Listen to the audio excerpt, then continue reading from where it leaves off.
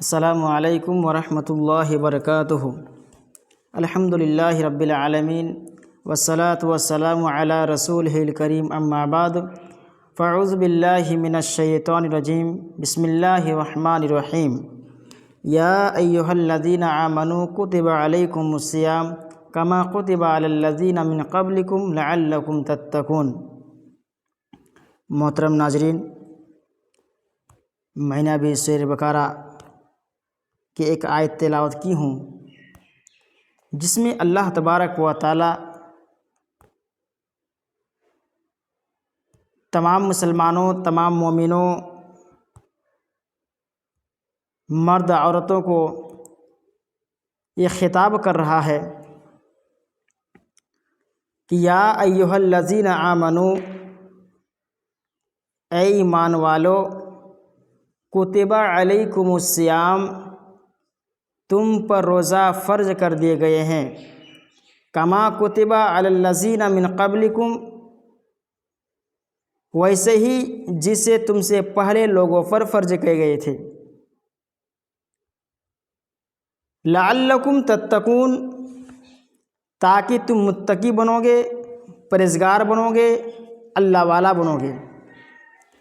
محترم ناظرین، یہ اللہ تبارک و تعالیٰ نے ہم پر روزہ کو فرض کیا ہے، تو اللہ رب العالمین نے ہمیں جب فرض کیا ہے، اگر ہم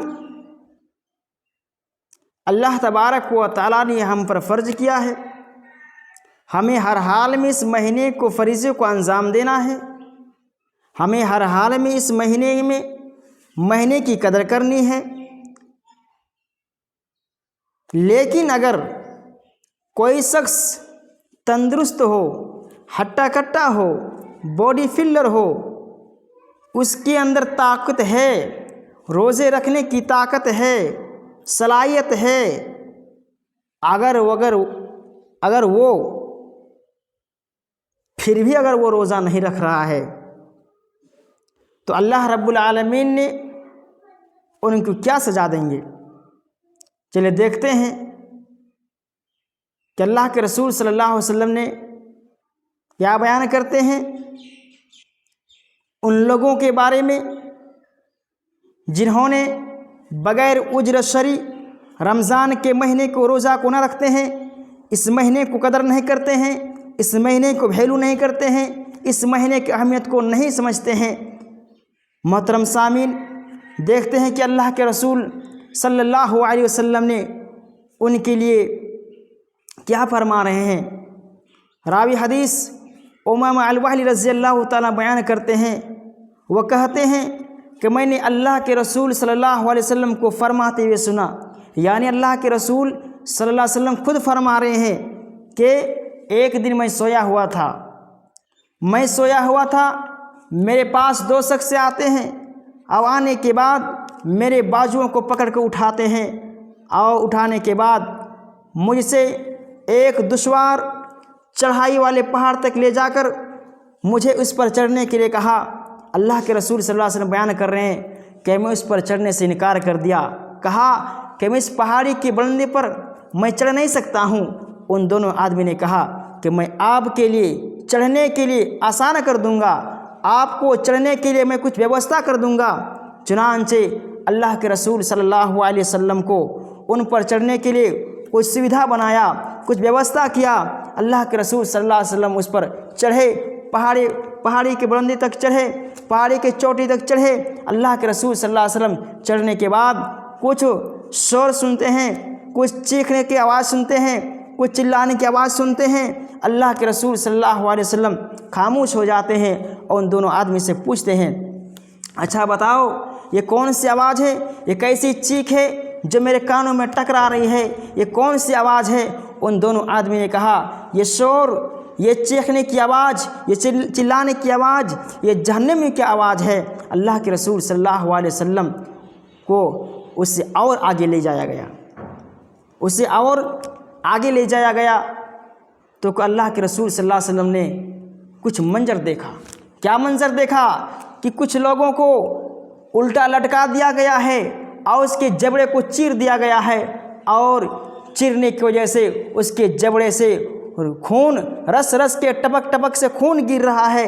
اللہ کے رسول صلی اللہ علیہ وسلم نے ان دونوں آدمی سے پوچھتے ہیں، بتاؤ یہ کون ایسے بدبخت انسان ہے جس کو اتنا خطرناک، اتنا بدترین سزا دیا جا رہا ہے، اتنا خطرناک سزا دیا جا رہا ہے؟ اللہ کے رسول صلی اللہ علیہ وسلم نے فرمایا، کون ایسے بدبخت انسان ہے جو اتنی سزا میں مستحق ہے؟ اللہ کے رسول صلی اللہ علیہ وسلم کو جواب دیا کہ وہی انسان ہے، یہ وہی آدمی ہے جو رمضان کے مہینے میں بغیر اجرت شرعی، ہٹے کٹے انسان ہونے کے باوجود، اچھے تندرست ہونے کے باوجود رمضان کے مہینے کو روزہ کو نہیں رکھا کرتے تھے۔ یہ آدمی رمضان کے مہینے کو اہمیت نہیں کرتے تھے، اس مہینے کو ویلیو نہیں کیا کرتے تھے، اس مہینے کو قدر نہیں کیا کرتے تھے۔ اس مہینے میں اتنا ہٹا کٹا ہونے کے باوجود، اتنا مضبوط ہونے کے باوجود اس آدمی نے روزے کے فریضے کو انجام نہیں دیا۔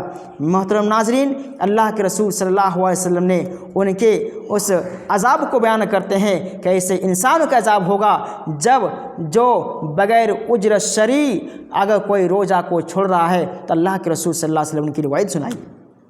اللہ کے رسول صلی اللہ علیہ وسلم نے کسی موقع پر فرمایا تھا کہ اس آدمیوں کے لیے خرابی ہے، ویل ہے، بربادی ہے جس کی عمر میں رمضان کے مہینے آئے اور آنے کے بعد وہ اپنے آپ کو اللہ تبارک و تعالیٰ کی راضی نہ کر سکا، اللہ رب العالمین کو، اس روٹھے رب کو منا نہ سکا اور اپنے آپ کو جنت کا مستحق نہ بنا سکا۔